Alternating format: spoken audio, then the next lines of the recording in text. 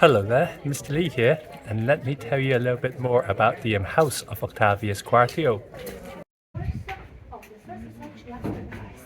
Look, they have done the cast, but logically, the door was made of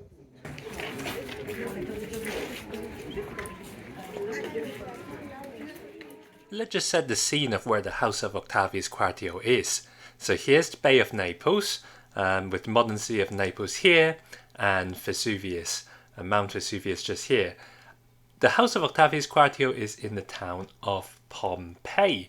So if you can just look on the map here, where my mouse is tracing the old town wall of Pompeii in this shape just here.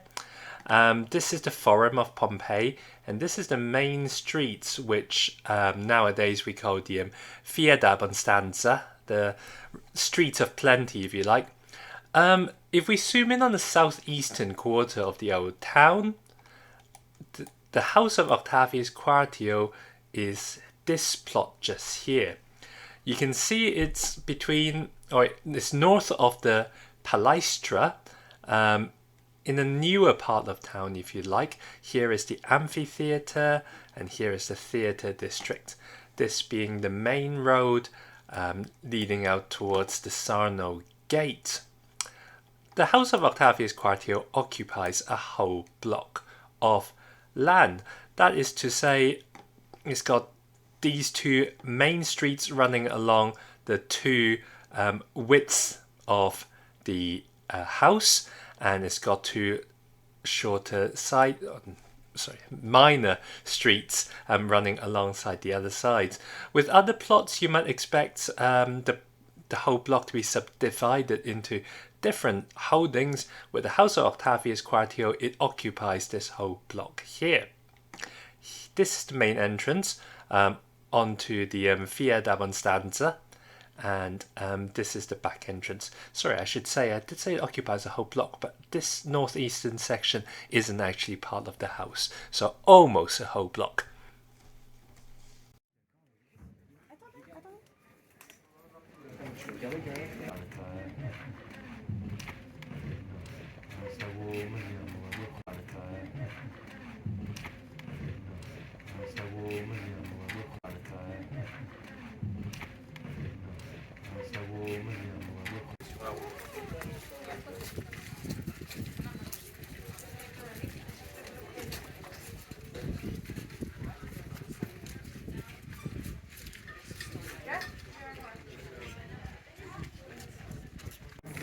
No, please, you ask something. Standing in front of the entrance, you'd see two commercial units to the left and to the right of the entrance, with the one on the right most definitely some sort of bar. It's likely to occupy 2 floors. As you go in through the entrance, you would come into the atrium area. The House of the Octavius Quartio is so called because a signet ring was found in the area around the front atrium. Now, the front part of the house up to the back wall of the atrium is reassuringly normal, with the exception that the earlier earthquake at Pompeii and the World War II Allied bombing have made a big dent on the roof. Here in this room of the atrium, you can see Venus fishing and some soldiers bearing arms. Here, as we look towards the rear of the atrium, we would expect to find a study of the house. But instead, peering through the little opening, we can see some sort of peristyle garden. Now, this is where the house differs from a typical domus plan. Between the atrium-centric part of the house and the big garden at the back of the house, you have this middle area that runs across the width of this block, which I like to call it the sort of entertainment area of the House of Octavius Quartio. There is a pseudo-peristyle here. A typical peristyle is enclosed on 4 sides. For this pseudo-peristyle, however, it's enclosed on 1, 2, and 3 sides. Well, the 3rd side not quite totally, and it's open on the south sides onto the garden, and on the east side, half of it's open with this balcony running across this level through the central part of the width of the house. And this balcony gives a view overlooking the garden, which is on a slightly lower level. Now this, I like to call it the entertainment part of the house, because there are 3 rooms coming out of it, which has the ability, or it seems to, cater for guests, literally cater, because we think they are dining rooms. Let's start off on the western end of the balcony, where there is a room. A type of room the Romans would call oikos, a multi-purpose living room.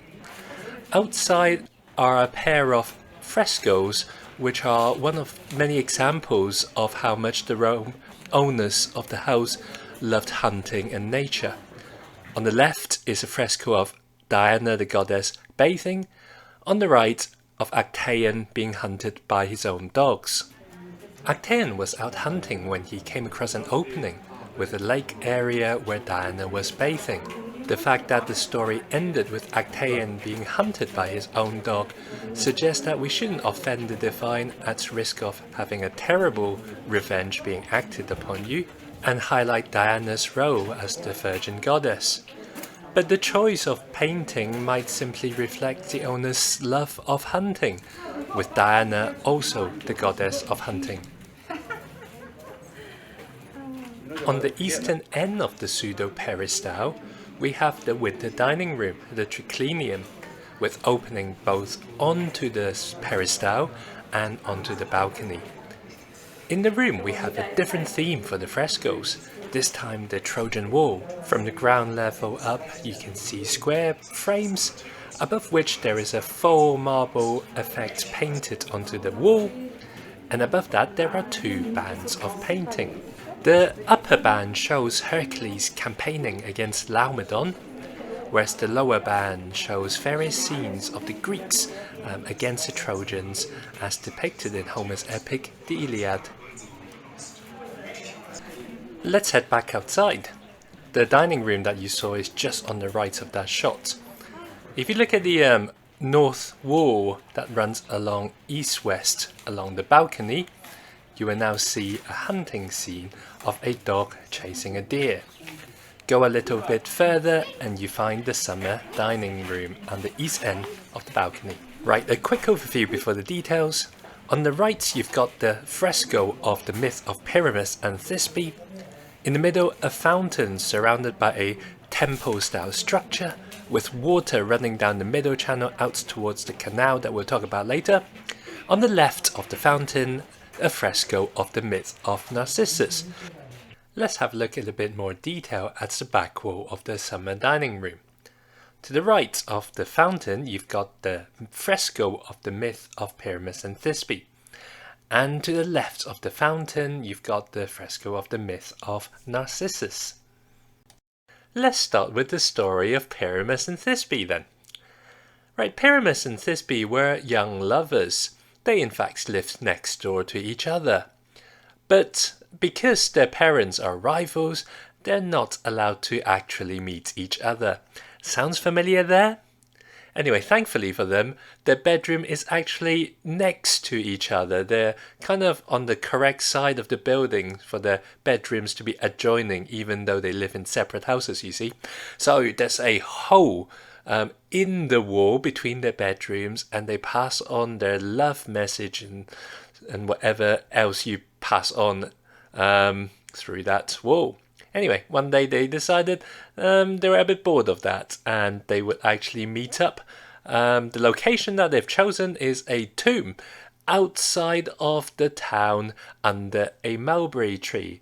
So, with that decision made, at the appointed time, Thisbe arrived first. Thisbe arrived and she saw a lioness. The lioness had a bloodied mouth and it all looked rather terrifying. So she ran away in terror and she was in such a rush to go that her cloak fell and dropped on the ground or on the mulberry tree. Okay, Pyramus arrives next. he sees the cloak, and he thought something terrible had happened to Thisbe.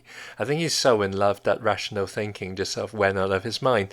Anyway, and based on that, and he decided that life was not worth living, and so he committed suicide. Thisbe then came back and saw the dying Pyramus on the ground. And so she also decided that life was not living, although this time on the correct assumption that her lover is actually dying, so she also decided to commit suicide. Now, this story was told in Ovid, although if you've read the Midsummer Night's Dream, you probably would have an understanding of that story as well.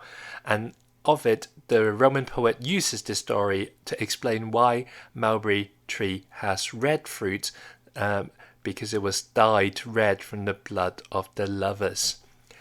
I should just say, with this story containing the themes of suicide, if you do feel you need any help or assistance, do just check the comments or speak with someone who you trust and make sure you're well looked after. Anyway, one thing that I will point out in this fresco is that Pyramus is holding a spear, which is used for hunting. And you can see that in this house, the theme of hunting comes back again and again in the decorations. Now let's move on to the story of Narcissus. Narcissus is a beautiful young man who, when people ask him if they could go out with him, he repeatedly says no, so he just doesn't want to fall in love. And for that reason, someone curses him so that he is bound to fall in love with someone who he can't actually fall in love with. And this curse comes true one day when he goes out hunting. And he goes out hunting, and what he finds when he sits down and have a break by some lake or pool was he found himself. And he fell in love with himself, this reflection of him that he sees in the water. And as you could tell, that's a bit unrealistic in many ways, but because Narcissus was cursed, he can't get away from that. And over time, he sort of wilted away, and it's Narcissus no more. Although actually, he doesn't quite become nothing, because he apparently turns into the Narcissus flower. And so this story was also picked up by Ovid to explain how Narcissus flower comes from. Anyway, remember there's a hunting theme in this story as well. I really like how the hunting scene along the north wall of the balcony takes your eyes right into the dining room in the eastern end of the balcony. And the open nature of that summer dining room allows the diners to look right out onto the balcony, where the wooden beams at right angle form a pergola structure, perhaps with climbing plants as well to bring a very naturalistic sort of appearance. And the canal, known as Euripus in decoration terms, evokes a sort of image of the River Nile and brings a sense of exoticness into the house. Now we're going to go down a level from the balcony, just as the water from the upper canal do, down to a little temple area underneath. And that temple area is a nymphaeum, dedicated to nymphs, which are natural goddesses. In this case, the nymphaeum is said to be dedicated to Diana and Actaeon, who you've met in the frescoes on the western end of the balcony. So the water comes down from the upper area, and just above the nymphaeum is that tetrastyle four-pillared temple. And below you've got jets of water spraying all around that nymphaeum to create a very natural effect. And from there it feeds a 50-meter canal going south from that nymphaeum, lined probably with pergolas, with statues, and all sorts of delightful things that create both a natural and an ornamented look to that central canal area in the very big garden.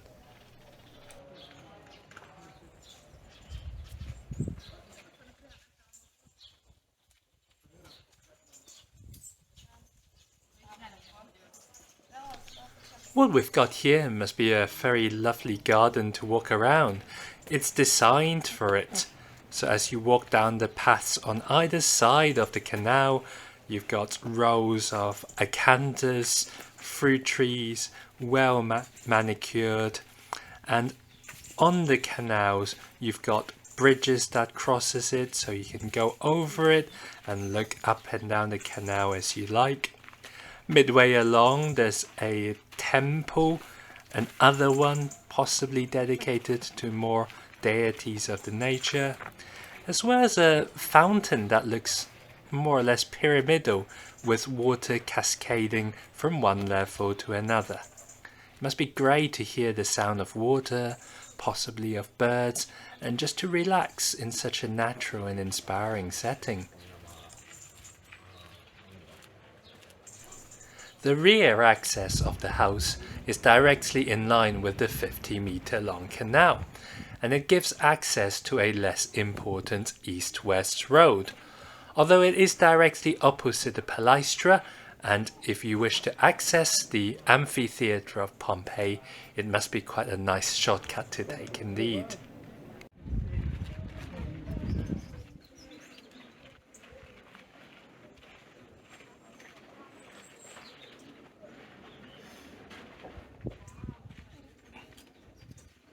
Octavius Quartio is certainly one of the most impressive houses in the whole of Pompeii, and it certainly shows off some of the atypical features of a Roman domus. I hope you enjoyed the tour today, and I hope you found this video useful.